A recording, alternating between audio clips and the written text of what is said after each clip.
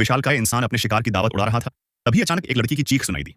वो फौरन आवाज की तरफ दौड़ा और देखा कि कुछ बदमाश एक लड़की को परेशान कर रहे थे। लड़की लगातार रहम की भीख मांग रही थी, मगर उन बदमाशों की नीयत और खतरनाक हो चुकी थी। वो उसकी इज्जत लूटने की कोशिश में थे। ये देखकर विशालकाय का खून खौल उठा। फिर क्या था?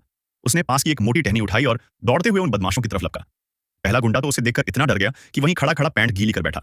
दूसरा थोड़ी हिम्मत दिखाने की कोशिश करने लगा, लेकिन विशालकाय ने उसे एक ही झटके में घाटी की तरफ उछाल दिया। बाकियों का रंग तो ये देखकर और उड़ गया। तभी एक बदमाश ने पिस्तौल निकाल ली, मगर विशालकाय के सामने उसकी यह कोशिश बस मच्छर काटने जितनी थी। उसने आराम से आगे बढ़कर उसकी बंदूक पकड़ ली और एक ही झटके में उसे चकनाचूर कर दिया। आखिरी गुंडा, जो अब तक कांप-कांपाते हुए खड़ा था, भागने की सोच भी नहीं सका। विशालकाय ने बस एक कदम बढ़ाया और उसे इतनी जोर से कुचला कि जमीन में गड्ढा बन गया। इसके बाद उसने बेहोश लड़की को कंधे पर उठाया और घने जंगल की तरफ बढ़ गया। वहां उसने अपने सबसे अच्छे जड़ी बूटियों से उसका इलाज किया और एक कटोरे में ताजा पहाड़ी झरने का पानी भरकर उसके सामने रखा। लेकिन लड़की विशालकाय के भयानक रूप को देखकर पानी पीने से हिचकिचाने लगी। ये देखकर विशालकाय ने उस लड़की पर थोड़ा जोर दिया। फिर लड़की ने डर छोड़कर पानी पी लिया। कुछ ही देर में उसकी चोटें भी ठीक हो गईं। लड़की को सुरक्षित छोड़कर विशालकाय फिर से जंगल में चला गया